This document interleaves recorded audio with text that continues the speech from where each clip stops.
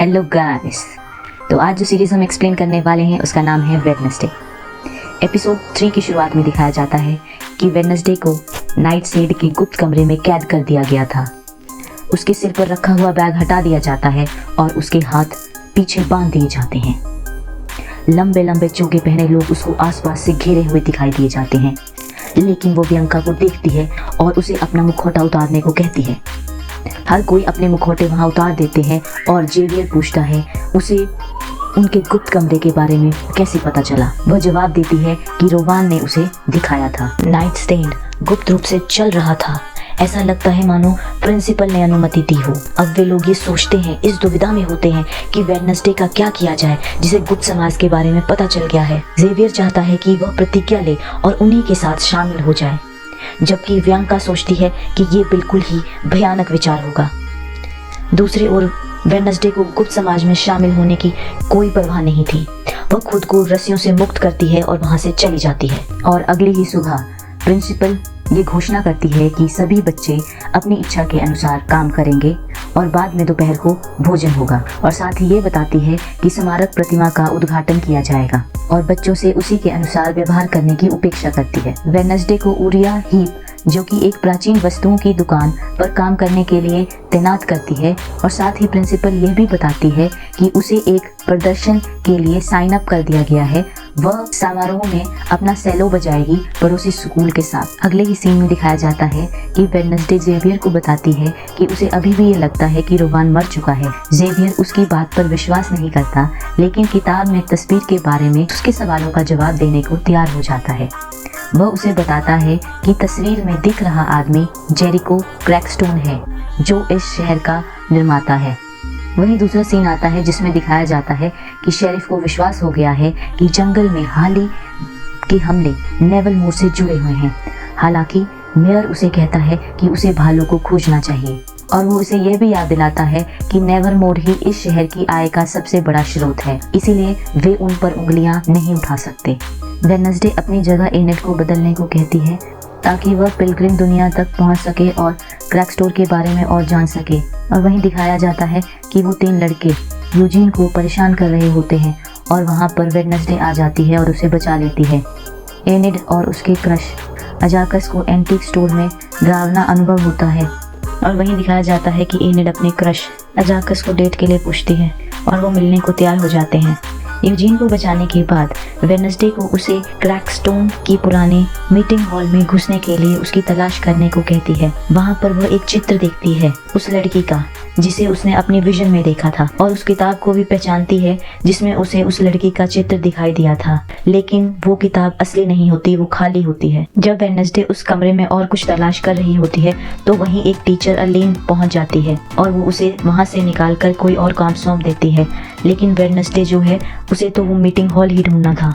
तभी सीन दिखाया जाता है वेडनेसडे टाइलर से मिलने जाती है और जेवियर से भी वहां मिलती है, जो कैफे में अपनी इच्छा के अनुसार काम कर रहा होता है।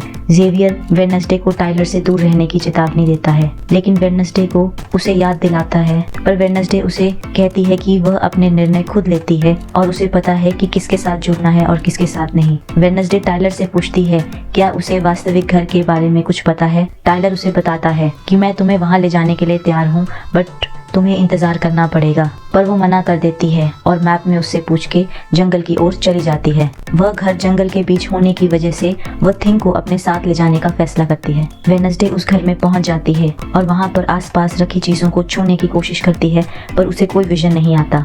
लेकिन जैसे ही वो वापस लौटने वाली होती है उसे अचानक ही एक विजन आता है। विजन में उसे वही लड़की दिखती है, उसका नाम गूड़ी है। और वहां पर दिखाया जाता है कि क्रैकस्टोन और कुछ लोग उसे बहुत परेशान कर रहे हैं। वह सब उसे चुड़ैल कह रहे हैं। क्रैकस्टोन भीड़ को उसे और उसके समुदाय को एक घर में फेंकने को और आग लगाने को उकसाता है। गूड़ी की माँ उसे बच निकलने और खुद को बचाने के लिए कहती है ताकि वह उसका बदला ले सके। वह घर से भागने में सफल हो जाती है, लेकिन क्रैकस्टोन उसका पीछा करता है। वेडनेसडे अपनी विजन से जैसे ही उठती है उसे पास में वो राक्षस दिखाई देता है। वह जंगल में उसका पीछा करती है और उसे पता चलता है कि राक्षस इंसान में बदल सकता है। जैसे ही वो इस जानकारी के बारे में और सोच रही थी, जेवियर वहां पर पहुंच जाता है और वेडनेसडे उसको राक्षस के पैरों के निशान दिखाने की कोशिश करती है। लेकिन दुख की बात, वहां बारिश हो रही थी और राक्षस के पैरों के निशान धुल जाते हैं। वेडनेसडे को शक होता है कि जेवियर उसी क्षण कैसे वहाँ पर मौजूद था। जेवियर उसे बताता है कि उसने उसकी बात टाइलर से सुन ली थी, इसीलिए वो ये देखना चाहता था क्या वो सुरक्षित है या नहीं। अगले ही सीन में दिखाया जाता है कि जैसे ही वो शहर में वापस आते हैं तो जेवियर उसको उसके विजन के बारे में पूछता है और ये कहता है कि वो सच्चाई नहीं हो सकती। वो कहता है उसके पिता एक बहुत बड़े मनोवैज्ञानिक हैं और उन्होंने कई किताबें भी लिखी हैं इसके बारे में। और वेडनेसडे को ये भी बताता है कि उसे उस पर यकीन होने लग गया है कि रोवान के साथ ज़रूर कुछ बुरा हुआ है, क्योंकि उसने रोवान को कई मैसेज किए थे और वो उनका अजीबोगरीब ही जवाब दे रहा है। और जेवियर ये भी कहता है कि जो क्रैकस्टोन की जो उसने विजन देखी थी उसका कुछ लेना देना फ्यूचर के साथ नहीं है। लेकिन वेडनेसडे कहती है कि ये सब आपस में जुड़ा हुआ है और साथ ही वो ये भी कहती है कि रोवान क़यामत के बारे में सही ही बता रहा था। और साथ ही वो जेवियर से ये भी कहती है कि वो चुपचाप बैठने वाली नहीं है, चुड़ैलों के साथ जो हुआ उसका वो पर्दाफाश जरूर करेगी। और साथ ही वो ये भी बताती है कि वो राक्षस को खोजने में कोई कसर नहीं छोड़ेगी। वहीं अगले ही सीन में दिखाया जाता है कि वेडनेसडे बैंड प्रदर्शन के लिए ठीक समय पर शहर में पहुंच जाती है। प्रतिमा उत्सव के आवरण की शुरुआत होती है। वो प्रदर्शन के दौरान मूर्ति को आग लगाने के लिए थिंग की मदद लेती है। जैसे ही मूर्ति में आग लग जाती है सब लोग भाग जाते हैं, पर वो एक जगह शांति से बैठकर अपना सेलो जोर जोर से बजा रही होती है। जैसे ही समारोह खत्म हो जाता है प्रिंसिपल गुस्से में दिखाई देती है और उसका मानना यह था कि वेडनेसडे ही अपराधी है, लेकिन उसके पास कोई सबूत नहीं था। और वेडनेसडे कसम खाती है कि उसके हाथ साफ हैं। और साथ ही वो प्रिंसिपल को यह भी कहती है कि वो सच्चाई क्यों छुपा रही है। वो कहती है कि मैं नेवरमोर को खत्म होते हुए नहीं देख सकती और वो फिर से शुरुआत करना चाहती हैं और शहर के लोगों के साथ अच्छा व्यवहार करना चाहती हैं। लेकिन वेडनेसडे उसे बताती है कि ऐसा नहीं हो सकता, कि अभी भी बहुत सारे लोग शहर के उन्हें पसंद नहीं करते। वहीं दूसरे सीन में दिखाया जाता है कि उसी रात को राक्षस किसी पर हमला कर देता है और हमले में कैमरे में कैद हो जाता है वो राक्षस। वहीं दूसरी तरफ दिखाया जाता है कि एनिड अपनी डेट को लेकर बहुत ज्यादा एक्साइटेड थी और वो एजेक्स का इंतजार कर रही थी। बट एजेक्स के साथ एक दुर्घटना हो जाती है और वो इनद से मिल नहीं पाता, जिसके कारण इनद बहुत ही गुस्से में होती है। एपिसोड के एंड में दिखाया जाता है कि बहुत सारे लोग कुछ ना कुछ छुपा रहे होते हैं और वहीं दूसरी तरफ दिखाया जाता है कि शेरिफ फिल्म को विकसित करता है जो उसे घटना स्थल पर मिली थी।